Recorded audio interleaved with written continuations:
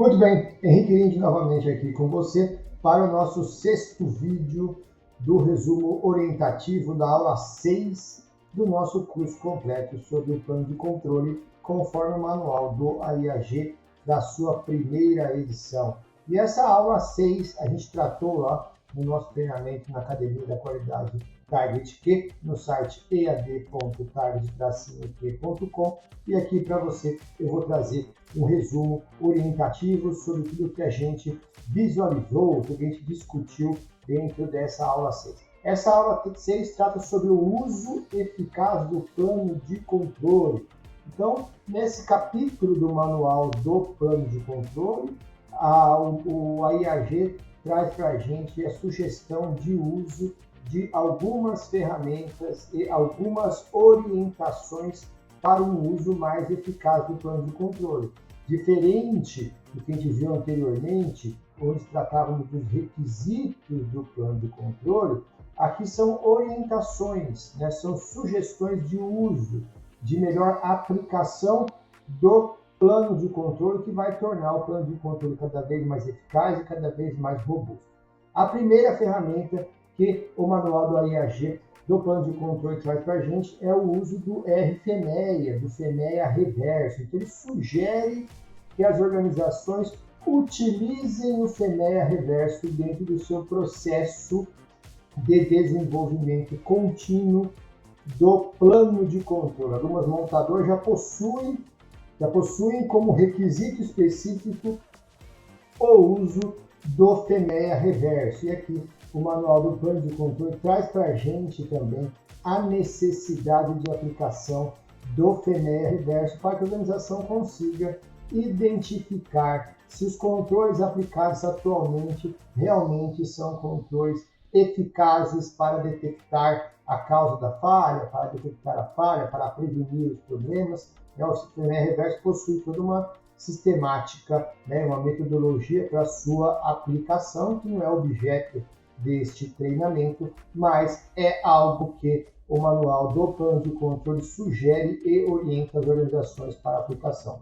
Outra ferramenta muito comum no mercado, que é requisito de algumas montadoras e é muito aplicada em diversas organizações do segmento automotivo, é o uso da auditoria escalonada de processo produtivo. A auditoria escalonada é aquela onde, de acordo com o nível, dentro da estrutura organizacional da empresa, uma auditoria é realizada no processo produtivo. Então, isso vai ter, por exemplo, dando um exemplo genérico, que diariamente o operador de produção vai verificar esse ponto no processo produtivo. Uma vez por semana, o líder verifica, tem um outro tipo de auditoria um pouco mais abrangente. Uma vez por mês vai ser o supervisor, uma vez a cada 3 meses vai ser o gerente, uma vez a cada 6 meses vai ser a diretoria da organização. Então, esse é um esquema de trabalho de auditoria, onde garante-se que os processos produtivos são auditados continuamente e, entre outras coisas que são verificadas dentro dessa auditoria escalonada, certamente verifica-se se há aderência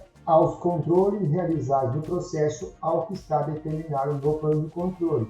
Se o que está descrito no plano de controle está sendo executado e se tudo o que está sendo executado está de acordo com o plano de controle. É uma ferramenta, auditoria escalonada, que vai ajudar o plano de controle se mantenha atualizado e se mantenha coerente com o que acontece no processo produtivo.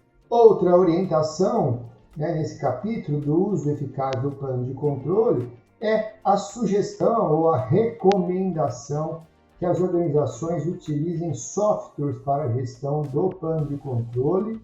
Não é uma obrigação, mas as organizações deveriam. O manual até fala, até diz que é algo que compensa o investimento. O retorno deste investimento geralmente acontece aí de forma muito rápida e a organização vai colher resultados disso. Não é obrigatório, mais uma vez salientando, ter um software para plano de controle.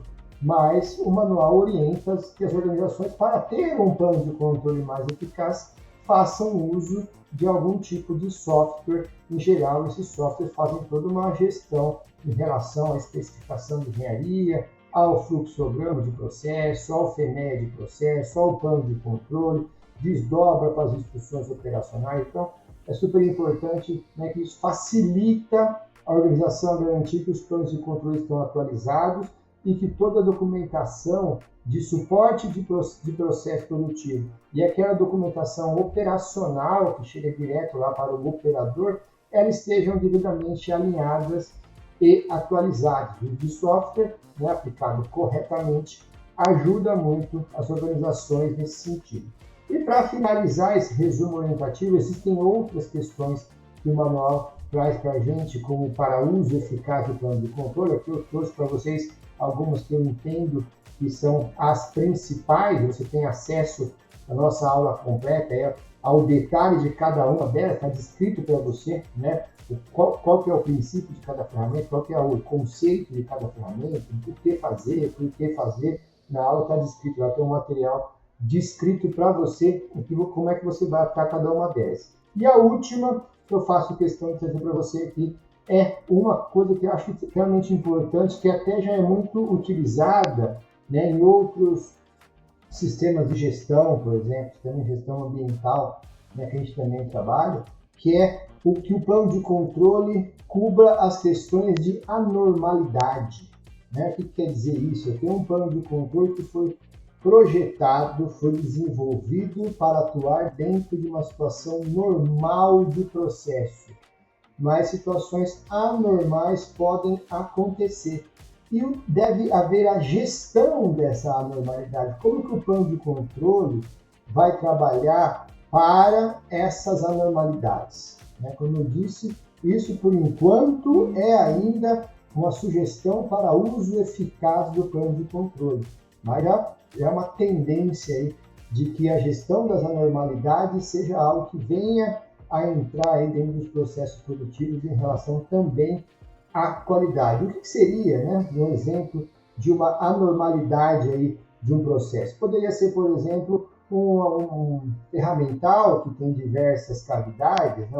Uma cavidade que deu uma falha na cavidade, a cavidade foi fechada, né? Alguma questão de uma obra acontecendo próximo da linha de produção, se é que isso afeta ou não afeta o fluxo de material, algum tipo de controle. Então, gestão das anormalidades é nesse sentido. Ou, por exemplo, você tem uma ação de contenção em andamento, por exemplo, um alerta de qualidade, né, que é colocado na linha de produção, tivemos uma falha no processo, um produto não conforme que chegou ao cliente e uma ação de contenção teve que ser implementada neste processo. Isso também poderia ser encarado como uma situação de anormalidade, uma situação de anormalidade que está fora da condição normal de processo que está prevista no plano de controle. Esse é outro ponto que a gente tem que pensar aí, como a gente vai tratar isso, lembrando que, por enquanto, esse ponto de gestão de anormalidade são sugestões de uso para gestão eficaz do plano de controle. Beleza? Então, o intuito deste capítulo do Manual do Plano de Controle é trazer sugestões de ferramentas, né, de práticas a serem utilizadas para que o uso do plano de controle se torne eficaz. Legal? Muito obrigado, até a próxima aula.